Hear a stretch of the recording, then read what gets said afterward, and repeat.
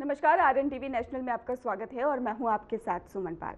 लखनऊ में आयोजित उत्तर प्रदेश एआई और स्वास्थ्य नवाचार सम्मेलन का शुभारंभ हुआ। इस दौरान ही मुख्यमंत्री योगी आदित्यनाथ ने कहा कि एआई और नवाचार प्रदेश में स्वास्थ्य सेवाओं को नई दिशा देने में अहम भूमिका निभाएंगे।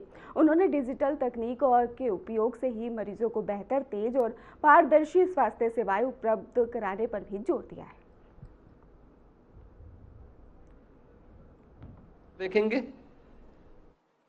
आबादी बढ़ रही है, स्वाभाविक रूप से आबादी बढ़ेगी तो स्वास्थ्य क्षेत्र की चुनौतियों के बारे में भी उस प्रकार की चुनौतियां हम सबके सामने होंगी।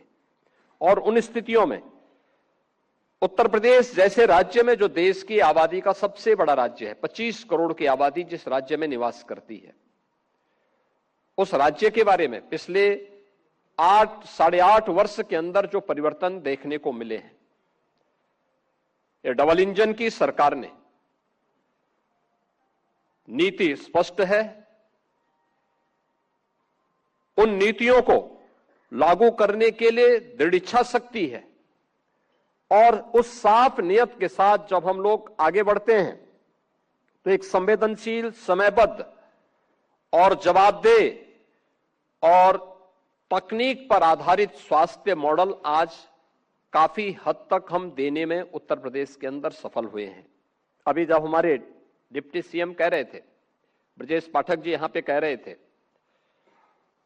कि 17 के पहले क्या स्थिति थी और आज हम कहां पर हैं। और मेरा मानना है कि हर एक क्षेत्र में हमने कुछ किया है तो उसमें और भी कुछ अच्छा करने की गुंजाइश हमेशा रहती है। वे अपेक्षाएं, वे आकांक्षाएं जो प्रत्येक व्यक्ति को आगे बढ़ने के लिए प्रेरित करती हैं, ये उसी से जुड़ी हुई होती हैं। उसमें और अच्छा, और कुछ अच्छा करने। हमारे सामने चैलेंज था कि हर जिले में मेडिकल कॉलेज हो, हम उस दिशा में आगे बढ़े। 2017 के पहले निजी और गवर्नमेंट के स्तर पर प्रदेश के अंदर कुल 40 मेडिकल कॉलेज संचालित हो पा रहे थे और आज हम लोगों ने इसकी संख्या बढ़ाकर के 81 की है। 81 मेडिकल कॉलेजेस यूपी के अंदर चल रहे हैं, 2 एम्स यूपी के अंदर संचालित हो रहे हैं। याद करिए, पहले शासन की किसी भी वेलफेयर स्कीम का लाभ जरूरतमंद नहीं ले पाता था। आप छोड़िए, औरों की बात छोड़िए, निराश्रित महिलाओं को, वृद्धजनों को या दिव्यांग जनों को जो पेंशन मिलती थी, ये 300 रुपये महीने मिलती थी और 300 रुपये महीने भी उन लोगों तक 3 महीने या 6 महीने में जब पैसा आता था तो उसमें भी कट लिया जाता था, क्योंकि नगद भुगतान होता था या उसका चेक दिया जाता था। तो चेक काटने के लिए या नगद भुगतान करने के बदले में जो संबंधित बाबू हुआ करता था वह पैसा लेता था। लेकिन डिजिटल ट्रांजैक्शन ने, डीबीटी ने कैसे चेंज लाया है। आज अगर उत्तर प्रदेश के अंदर हम वर्तमान में 1,06,00,000 ऐसे परिवारों को जिन्हें वृद्धावस्था पेंशन, निराश्रित महिला पेंशन या दिव्यांगजन पेंशन का लाभ दे रहे हैं, 12,000 रुपये सालाना दे रहे हैं और हर तीसरे महीने हम लोग यहां डीबीटी के माध्यम से एक क्लिक से उन सबके अकाउंट में पैसा भेज देते हैं। जनधन अकाउंट ने, डिजिटल ट्रांजैक्शन ने कैसे इसको सरल बनाया है। एक व्यक्ति को उसका 100% लाभ, यानी 100% लाभ उस व्यक्ति को प्राप्त हो सकता है। यह भी एक उदाहरण है। यानी तकनीक आपके काम को आसान भी कर लेता है। आपकी वेलफेयर की स्कीम का लाभ भी अंतिम पायदान पर बैठे हुए व्यक्ति तक पहुंच जाता है और अंतिम पायदान पर बैठे हुए व्यक्ति का विश्वास शासन के प्रति जब मजबूत होता है तो योजनाएं तेजी के साथ आगे बढ़ती हुई दिखाई देती हैं। और वही हम लोग आज वर्तमान में जिस नए एआई इंपैक्ट समिट की चर्चा आज देश के अंदर और दुनिया के अंदर है, ये उसी नए भारत की अगली कड़ी है कि जिसमें भारत अब दुनिया को लीड करने वाला है।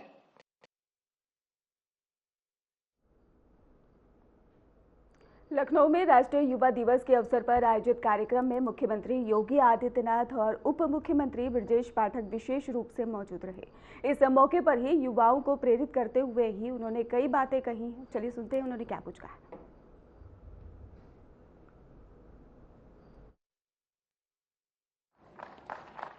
जिस भारत की कोई सुनता नहीं था, आज भारत के बगैर दुनिया का काम चलेगा नहीं।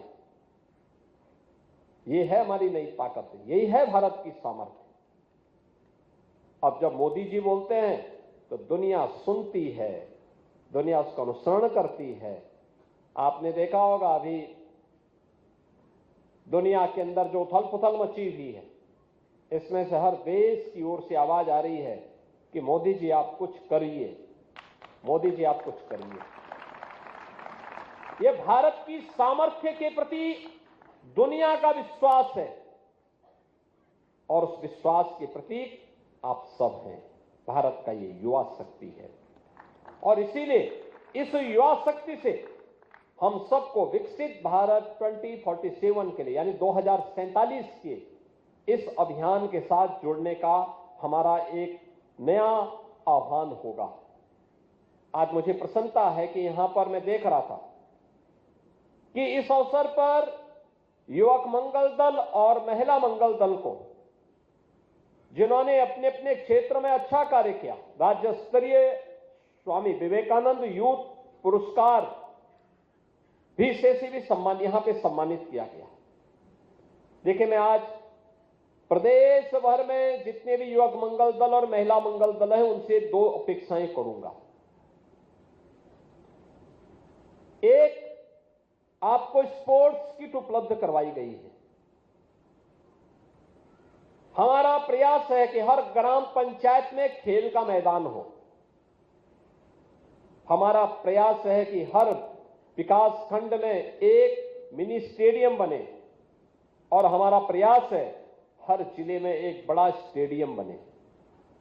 युद्ध स्तर पर कार्य चल रहे हैं। ये सभी कार्य युद्ध स्तर पर किए जा रहे हैं। युवक मंगल दल और महिला मंगल दल भी इसमें प्रयास में हिस्सेदारी बने, वह भी इसमें सक्रिय भूमिका का निर्वहन करें। हमें इस अभियान का हिस्सा बनना पड़ेगा। युवक मंगल दल को चाहिए कि जो स्पोर्ट्स किट मिली हुई है, वो स्पोर्ट्स किट से केवल उसके सदस्य ही नहीं बल्कि पूरी ग्राम पंचायत उस खेल का हिस्सा बने। ग्राम पंचायत स्तर पर खेल कूद, न्याय पंचायत स्तर पर प्रतिस्पर्धा, एक टीम आप अपनी गांव की बनाइए, अलग अलग गांव की टीमें फिर न्याय पंचायत स्तर पर और फिर ब्लॉक स्तर पर प्रतिस्पर्धा का हिस्सा बने, फिर जनपद स्तर की प्रतिस्पर्धा का हिस्सा बने, फिर कमिश्नरी स्तर की प्रतिस्पर्धा का हिस्सा बने और अंत में प्रदेश स्तर की प्रतिस्पर्धा का हिस्सा बनेंगे। अच्छी टीमें हमारी खड़ी होंगी, हर स्तर की टीम। मनोरंजन भी होगा और नए युवाओं को आगे बढ़ने का एक प्लेटफॉर्म भी प्राप्त होगा। प्रधानमंत्री जी का जो विजन है और जिसके बारे में बार बार प्रधानमंत्री जी कहते हैं कि खेलोगे तो खिलोगे, उसके लिए उन्होंने खेल कूद की प्रतिस्पर्धा को आगे बढ़ाने के लिए प्रेरित किया है। खेलो इंडिया खेलों के माध्यम से, फिट इंडिया मूवमेंट के माध्यम से, सांसद खेलकूद प्रतियोगिता के माध्यम से, राज्य सरकार के द्वारा भी ग्रामीण लीग और विधायक खेलकूद प्रतियोगिताएं प्रारंभ की गई हैं। हर स्तर के लोग कर सकते हैं, अलग अलग प्रतियोगिताओं का आयोजन कर सकते हैं। उस आयोजन के साथ हमें आगे बढ़ना होगा। एक, स्पोर्ट्स में आगे बढ़ेंगे, खेलकूद की प्रतियोगिता में आगे बढ़ेंगे, इस प्रकार का एक व्यवस्था लागू करेंगे तो गांव में ये टीम वर्क गांव के विकास में भी योगदान देने में बहुत बड़ी भूमिका का योगदान करेगा। युवा हमारा नशा से दूर होगा, नशा नाश का कारण है। जनपद मैनपुरी की नवीन मंडी परिसर में फूड ही ग्रेन कमिश्नर एजेंट एसोसिएशन के तत्वाधान में आयोजित अभिनंदन समारोह में ही सपा सांसद डिंपल यादव शिरकत करने पहुंचे और इस दौरान ही उन्होंने सैकड़ों गरीब आशा कार्यकर्ताओं और महिलाओं और इसके साथ ही पुरुषों को कंबल वितरित किए।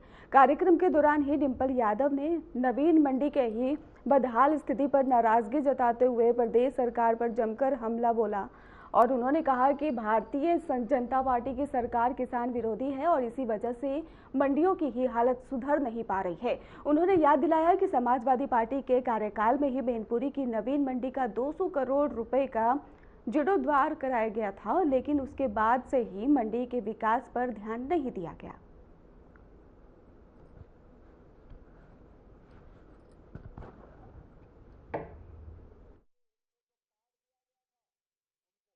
ये बहुत ही दुर्भाग्यपूर्ण है जिस तरह से मेरठ में एक माई दलित बेटी के साथ जो ये पूरा अपराध हुआ है। तो हम यही मांग करेंगे कि जल्द से जल्द जो पुलिस है ये कार्रवाई करे, क्योंकि हम सभी जानते हैं पुलिस किस रवैये की है उत्तर प्रदेश की और किस तरह से लगातार उत्तर प्रदेश में महिलाओं के साथ, हमारी बच्चियों के साथ अपराध बढ़ रहे हैं।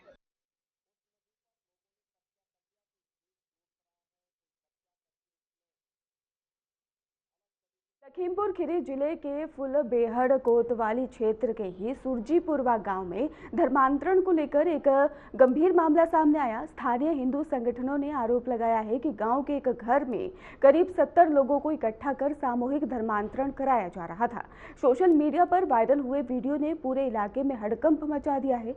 हिंदू संगठनों का आरोप है कि एक पादरी इन ही लोगों को नदी किनारे ले जाकर धर्मांतरण की प्रक्रिया पूरी कराने की योजना बना रहा था और वीडियो के सामने आने के बाद से हिंदू संगठन के कार्यकर्ता मौके पर पहुंचकर इस पर कड़ा विरोध जताया गया है।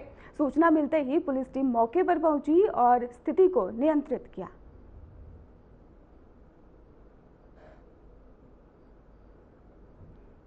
मामला क्या, हम लोगों को कई दिनों से सूचना मिल रही थी कि वहाँ पे धर्मांतरण कराया जा रहा था। जो क्रिश्चियन होते हैं पादरी, वो वहाँ पे जाते हैं, लोगों से मिलते हैं। जो पीड़ित परिवार, जैसे जिनके घर में राशन नहीं है, जिनको पैसे से दिक्कत है, जो मतलब पीड़ित परिवार थे, उनको मतलब धर्मांतरण कराया जा रहा था। तो वहाँ पे हम लोगों को सूचना कई दिनों से, मतलब वही महीने 2 महीने से मिल रही थी। तो हम लोगों ने मतलब योजना बनाई कि भाई इन लोगों को बाकायदा प्रूफ के साथ पकड़ा जाएगा।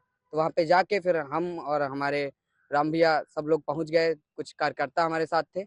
वहाँ पे जाके वहाँ पे पहले तो हम लोगों ने देखा, पहले हम 2 लोग गए। हम लोगों ने सोचा कि कैसे, अगर जो अचानक से जाते हैं तो उनको मौके पे पकड़ा नहीं जा सकता, तो इस वजह से हम 2 लोग पहले गए। वहाँ पे जाके देखा तो वहाँ पे कुछ औरतें थी, औरतों की संख्या ज्यादा थी और वहाँ पे जो अपने जो जेंट्स थे वहाँ पे बहुत से लोग ऐसे थे कि जैसे जिनको बीमारी है, जो पैर से विकलांग हैं, जो नहीं चल पा रहे हैं, किसी को लीवर सिरोसिस है, किसी को कुछ है।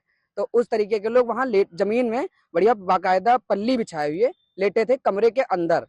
जो अन्य व्यक्ति, अगर जो कहीं भी कोई भी और भी धर्म का गांव में नहीं रहता है, कोई अगर जो पहुंच रहा है वहाँ पे, बाहर का आदमी, जैसे मैं पहुंचा वहां तो हमसे बहुत पूछताछ हुई, कहाँ से आए भैया, कैसे आए हैं, तो हमने बताया। फिलहाल हम लोगों ने जिस तरीके से जैसे उनको पकड़ने की कोशिश की, तो उन लोग ये खुलासा हुआ कि वहां पे धर्मांतरण हो रहा था। वहां पे नदी पे 100 से 150 लोग गए हुए थे, पादरी वहीं पे था। बाकी हम लोग थोड़ा सा लेट हुए, इस वजह से उनको पकड़ नहीं पाए, पादरी भाग निकला था। बाकी वहां पे सारी क्रॉस मिला हम लोगों को, किताबें, बाइबल, पुस्तकें मिली, बैनर लगा हुआ था बाकायदा। वहाँ पे जब औरतें मीट वीट सब पकाया गया था। बैनर पे जो लैंग्वेज लिखी थी, कौन सी लैंग्वेज थी? वो साउथ की लैंग्वेज लिखी थी, उसकी फोटोज है हमारे पास, तेलुगु में जी। 9 तारीख को 9 जनवरी को लगभग हो गया है। ये चल तो रहा था लगभग 2-2.5 साल से, मगर हमें 2 महीने से जानकारी मिल रही थी कि यहाँ पे धर्म परिवर्तन होता है। तो हमारे जो कार्यकर्ता हैं वो गए वहाँ पे, 3-4 सभाएं भी अटेंड की। फिर बाद में क्लियर हो गया कि वहाँ पे धर्मांतरण होता है। चुपके से गए, अपनी सभाएं अटेंड करके फिर बाहर आए तो पता चला कि धर्मांतरण होता है। तो 9 तारीख को हम लोग गए थे वहाँ पे मौके पे। तो मौके पे जब गए तो वहाँ पे पादरी था, 70 से 80 लोगों की धर्मांतरण कराने की उनकी योजना थी। पादरी नदी पे गया था लोगों को लेकर के धर्मांतरण के लिए, जो भी प्रोसेस होता है वो करने के लिए। मौके पर जब हम पहुंचे तो वहां पे क्रॉस बाइबल और ये सब चीजें और पोस्टर ये सब लगा हुआ था। मौके पे गए तो कुछ लोग वहां पे जो उनके अनुयायी थे, जिनको वो लोग विश्वासी कहते थे, हमें नहीं पता विश्वासी कौन है, हमसे पूछा गया कि आप विश्वासी हैं, तो हमने कहा हाँ बहुत बड़े विश्वासी हैं। तो अंदर जब गए तो उन लोगों ने घेर लिया कि आप कहाँ से कैसे करके। फिर हमने पुलिस को इन्फॉर्मेशन दी। खैर मौके पे पुलिस पहुंची, कार्रवाई हुई वहां पे। और हम जब, हालांकि हम लोगों ने कर ली थी, लेकिन मगर जानकारी ये नहीं, एक पीछे दरवाजा था। जब हम लोग अंदर घुसे हैं तो वहां पे पीछे से जो पादरी था और विजयपाल थे, वहां पे राम सहारे, रामचंद्री, ये 4 लोग मेन हैं। ये 4 लोग वहीं पे बैठे हुए थे और मतलब अनाप शनाप बोल रहे थे कि हिंदू देवता बेकार है, आपकी मदद नहीं करते हैं, यीशु मसीह हमारे मदद करते हैं।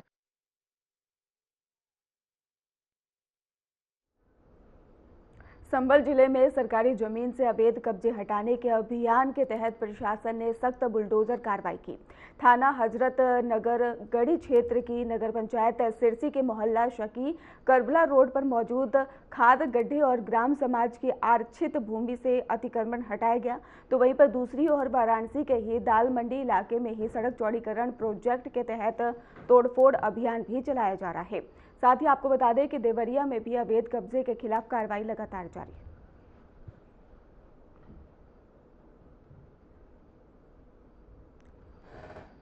तो आपको तस्वीरें दिखा रहे हैं संभल से, वाराणसी से, देवरिया से, जहां पर लगातार बेदखली आदेश के बाद ही प्रशासन सख्त नजर आ रहा है और कार्रवाई जो है वो भूमि से हटाया गया अतिक्रमण है वो भी साफ तौर पर देखने को मिल रहा है तस्वीरों के जरिए। तो आपको बता दें संभल से भी तस्वीरें सामने आई हैं, इसके साथ ही वाराणसी से तस्वीरें सामने आई, देवरिया से सामने आई, जहाँ पर लगातार सरकारी जमीन पर बुलडोजर अभियान जारी है। चलिए रुक करते हैं अगली खबर की ओर, जहां पर एटा जिले के ही जलेश्वर थाना क्षेत्र के ही भूमाफियाओं के खिलाफ एसडीएम भावना विमल और सीओ ज्ञानेंद्र सिंह के निर्देशन में बड़ी ही बुलडोजर कार्रवाई की गई है। और इस कार्रवाई में ही पुलिस और प्रशासन की संयुक्त टीम ने जेसीबी से अवैध अतिक्रमण ध्वस्त कर दिया, जिससे इलाके में हड़कंप मच गया। जानकारी के अनुसार ही भूमाफियाओं ने नगर पालिका की सरकारी रास्ते की जमीन पर ही 25 सालों से 28 दुकानों का अवैध कब्जा कर रखा था और इस पर ही एसडीएम ने ही नवंबर 2025 में न्यायिक कोर्ट से आदेश लिया कि रास्ते की जमीन से ही सभी दुकानों को हटाया जाए। कोर्ट ने ही प्रत्येक अतिक्रमणकारियों पर 3 लाख से 7.5 लाख तक का ही जुर्माना भी लगाया था। हालांकि आदेश होने के बाद से ही 2 महीने बीत जाने के बाद भी सरकारी जमीन खाली नहीं की गई थी।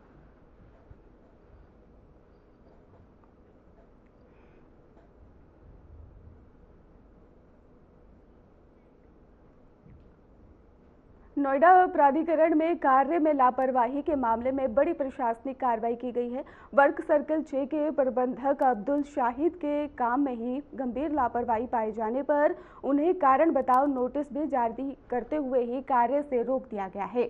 वहीं पर सहायक प्रबंधक विनीत कुमार शर्मा को ही तत्काल प्रभाव से प्राधिकरण से ही रिलीव कर दिया गया। विनीत कुमार शर्मा प्रतिनियुक्त पर ही तैनात थे और उनका कार्यकाल पूरा हो चुका था।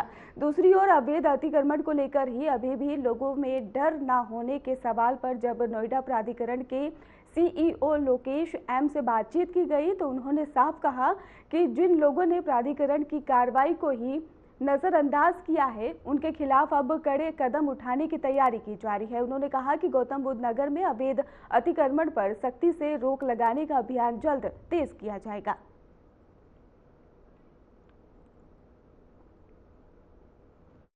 नोएडा प्राधिकरण में हमारा जो नोटिफाइड जमीन में वहाँ पर जो अतिक्रमण हो रहा है तो उस और हमारा जो ये अधिकृत जो जमीन एक्वायर्ड जमीन में 2 टाइप का है और इस तीसरा है हमारा जो डूब क्षेत्र वाला है। तीनों जगह हम लोग कार्रवाई कर रहे हैं। तो वर्षकल 8 और 9 में ज़्यादा हमें ये सूचना मिली कि अवैध अतिक्रमण हो रहे हैं, तो तुरंत हम लोगों ने वहाँ का जो जेई है उनको रिलीव कर दिया और लेखपाल को भी रिलीव कर दिया। एंड वहाँ जो एसएमए और बाकी जो मैनेजर्स हैं उनके खिलाफ भी हम लोग विभाग की कार्रवाई शुरू किया। तो बहुत सख्ती से हम लोग इस अभियान चलाया है हम लोग चिन्हित करें कौन सा अवैध मकान है और बिल्डिंग है, उसके ऊपर हम लोग स्टेंसिल से लिखवा रहे कि अवैध बिल्डिंग है एंड उन लोगों को नोटिस भी दे रहे हैं।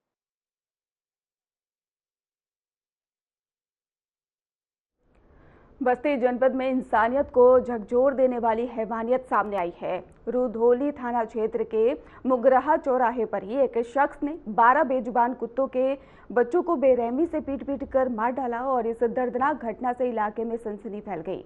आरोपी की पहचान मैनी गांव निवासी कलीमुल्लाह के रूप में हुई है। आपको बताते चले कि बताया भी जा रहा है कि गुस्से में आकर उसने इस खौफनाक वारदात को अंजाम दिया और फिर शवों को फेंककर फरार भी हो गया। घटना की सूचना मिलते ही पुलिस मौके पर पहुंची और पुलिस ने मृत कुत्तों के शवों को ही गड्ढा खोदकर दफन किया है। इस घटना को लेकर ही एनजीओ और पशु प्रेमियों में भारी नाराजगी साफ तौर पर देखने को मिल रही है।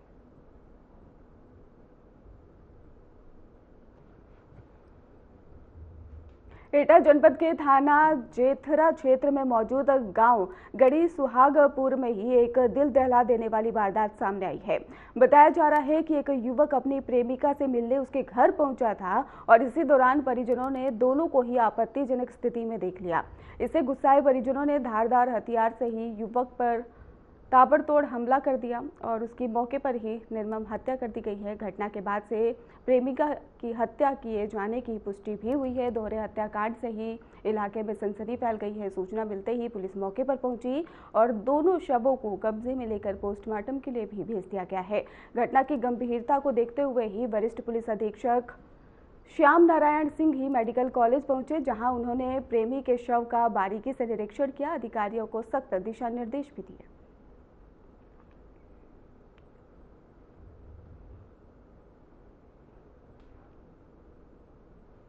फिरोजाबाद में मजदूर और मोहल्ले के एक शख्स के बीच में मारपीट की घटना सामने आई है।